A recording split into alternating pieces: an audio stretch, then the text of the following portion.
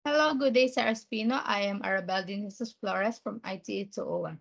So, sir, ito na po ang aking code and presentation also sa aking code, the 5 po, first in and first out. So, before that, i-print mo po muna natin yung mga sample output po na inyong binigay.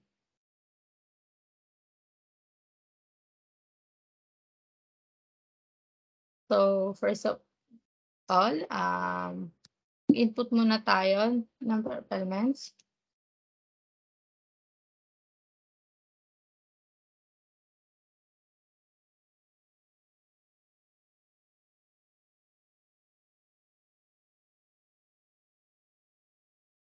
Goods po siya at the same time, parehas po ng ating sample. The other one naman po is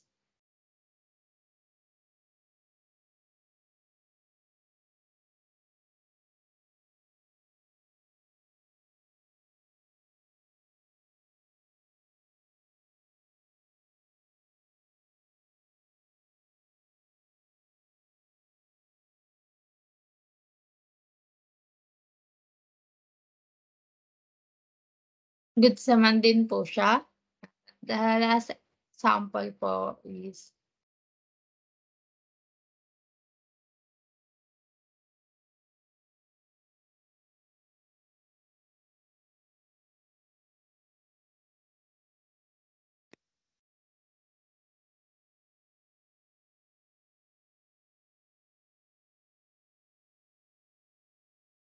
sabihin na lang po natin na 15 na typo lang. Okay, ulit po, wait lang, nalito po ako. 2 elements, 3, picture, number 5, invalid selection, number 1, 15, number 1, 16, number 1, 0, number 2, number 3, number 4. So, as you can see, sir, goods naman po lahat ng aking naging output. So, ganito. So, ito po ang aking code. First of all, nag-import muna tayo ng ating scanner, of course. Hindi mawawala po yun. And nagkaroon po tayo ng dalawang array, which is the original and the remove. Original po is yung mismong pag-iimputan, and ma-remove naman po is doon po mapupunta lahat ng nawawala sa input elements or lahat po ng matatanggal once na sobra na po dun sa in-enter nating element. So, nag-print po ako dito ng ating display, the title, also the menu or the selection. So, gumamit po tayo ng while loop, enter selection. Ito po yung pag-enteran kung number 1, 2, 3, or 4. The next one naman po is ito. Start po tayo ng if, select equals, and 1. Select po pala ang aking ginamit na variable para sa ating loop. So, yeah, nag-enter po tayo ng elements. If counter greater than equal original.length, nilagyan ko po na ito, sir, para po makontrol or malaman kung sumusobra na po. At kung makikita niyo po dito yan. At kapag sumobra po siya, dito po siya mapupunta. Yes, diyan po siya mapupunta. Dahil kanina po, tulad po ng example natin, 3 lang po ang ating element. Pero nagdagdag tayo ng 4, 15, and 16, which is yung dalawa na yun, isosobra na siya. Kaya dahil first in, first out. So yung dalawang unang na in-input natin, which is ang 12 and 13, yun po yung mawawala at mapapalitan po siya ng 15 and 16. So as you can see, sir, dito, ano lang to, original na pag-add. And dito naman, original lang na nagkaroon po tayo nito para alam natin na mag-a-add ng mag-a-add kapag yun nga po, mag-a-add po siya ng mag-a-add kapag may nawawala po doon sa element po natin. So, if I have, kung may nasabi po akong mali, sir, please aware me and at least po malaman ko din po. And also this one is, dito po tayo sa selection 2, counter is less than original dot length. So, system dot out dot print queue not yet full. So, as you can see, sir, kanina naglagay tayo ng ang element po natin is 2. Ipag-run po natin siya. Lagay po tayo sa ating sample element, number 2. Lagay tayo ng 1, 12. And try po natin siya i-reset.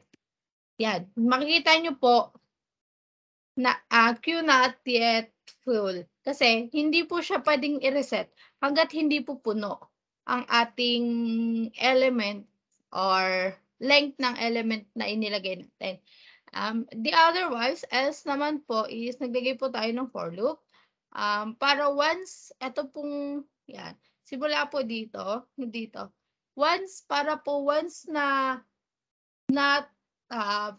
natapos, nakapaglagay po kayo ng dalawang element, katulad po ng sample kanina. Try po natin. Di ba po? Mabagal po. Na number 2 po tayo. 1, 12. Nireset po natin, resetting, hindi po siya pwede. Pero kapag nag-add po ulit tayo, 13. So makikita nyo po na dalawa na po ang ating elements. Try po natin siya i-reset. Doon. Pwede na po siya i-reset. Also, the number 3 naman po is, dito po sa number 3, kung ano po yung na-remove natin, yun po ang lalabas sa atin. Dagdag po tayo dito, sample po tayo, number 1, 14. Number 1, kaya po siya naging 14-0 kasi po na-reset natin. Number 1 ulit, 15. Tignan po natin kapag dinequeued po natin kung anong lalabas. Makikita nyo po, lumabas po ang dequeued dalawa kasi po dalawa yung nawala, which is the 13 and the 14. And bagong input po ang ating 12 and 13 po. Tapos bagong input po ang ating 14 and 15. Kaya hindi po siya nalagay sa dequeued. So also, the number 4, may end lang po siya ng program. So ito po, sir, nagkaroon po ako ng method ng print stored elements. Bakit po? Para dito po yun natin mailalagay. Dito po nakalagay yung mga stored na ginamit po natin, like this, yung stored elements po natin. So ayan po yung method niya. So, I hope po may naintindihan nyo naman po kahit sobrang bilis ko po magsalita. And, excuse me po. And let's start the linked list. So, as you can see po, mas maikli po ang ating code, number of code ng linked list, kesa po sa ating array. As you can see, 90 po. Dito po is almost 60. Okay, 60. Excuse me. Yan. So, sir, ito pong linked list ko. Meron din po ako syempre dalawa ng ating linked list. The original and the remove. Kasi po, ang linked list, parang dynamic lang po siya ng array. Mas pinadali po siya ng array. So, as you can see, sir, makikita mo dito. Makikita niyo po dito, sir, na original dot size greater than equal length. In first equals original dot first remove first. So, yan po, makikita niyo po agad na mabubura po yung una kasi po may nakalagay po dito na remove first. Also, yes, dito po. Dito po sa print na to, malalagay po natin kung anong element yon, this one. Hindi, kung anong selection po ang ating ginamit. Also, ang ginamit ko po is choice naman po. And, yun. And, kung makikita nyo po dito, remove that add first. Mare-remove po yung una natin at mapupunta po siya sa linked list method natin na remove. So, okay. So, dito naman po sa number 2, is original. Ito po yung katulad kanina na once hindi pa pupuno ang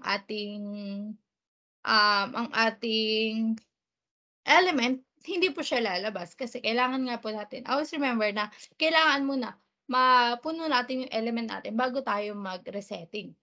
So once na okay na, magba-back to 0 ang lahat and then number 3 natin, gano'n lang po ulit. Lalabas po ang ating mga na-reset. Yes.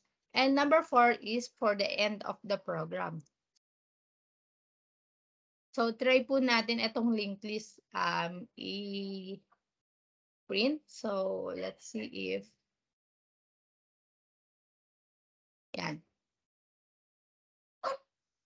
Okay. So number of elements is 3, 1, 12, 1, 13, 1, 14, 1. Sa moment po. Yan, okay. 1, 14, 1, 15, yan, 1, 16, and number 3 natin, and number 4 is end of the program. As you can see, na wala po ulit ang ating 12 and 13, napunta po siya sa decode dahil napunta po siya sa ating remove linked list. So, the other sample naman po,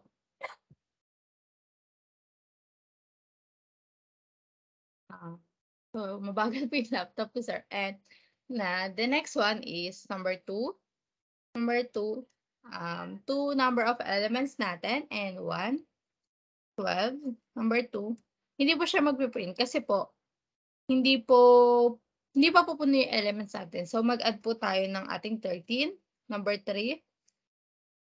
Kaya po siya nag-0 kasi hindi pa po, tanong niyo po bakit po siya nag-0? Hindi pa po kasi tayo nakakapag-remove. Wala po tayo nare-remove. Pero let's try na mag-add po tayo ng 14. So 13 and 14, try po ulit natin i-decode. Lalabas na po siyang 1 yung 12 kasi po, yun po yung natanggal natin. So try po natin siya i-reset. Nawala na po siya kasi po, ano po, kasi po, na-reset na po and at the same time napuno na po yung elements natin. And also try po ulit natin siya i-decode.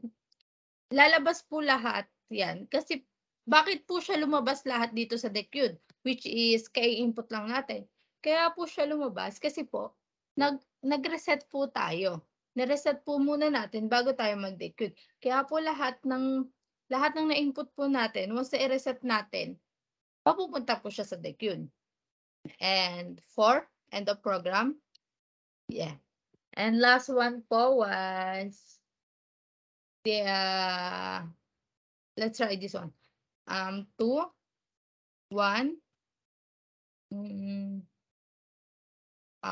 Sorry, again. Let's start with number 3, okay. 2, 3, 0 kasi wala pa po tayo na ilalagay. And number 5, invalid selection po siya. And try natin mag-input ng 15. Yan, lumabas po siya. 1, 16. Try natin ng 1 ulit. 16, 0, no 0. Makita nyo po, lumabas po is, kasi ang input po tayo ng 0, hindi po siya mag-error kahit 0 po ang ilagay natin. At number 2, mag-reset po tayo. And once na i-reset po natin, i-try po natin, na-decode po lahat, at the same time, wala na po tayong stored elements. And number 4 is end of program. And sir, yun po yung aking naging ang flow po ng aking code. Kahit medyo magulo po ang aking explanation, I hope naintindihan niyo po and medyo nanghangapa pa din po ako pero I try my best to do all these codes by myself and yeah. Thank you po, sir.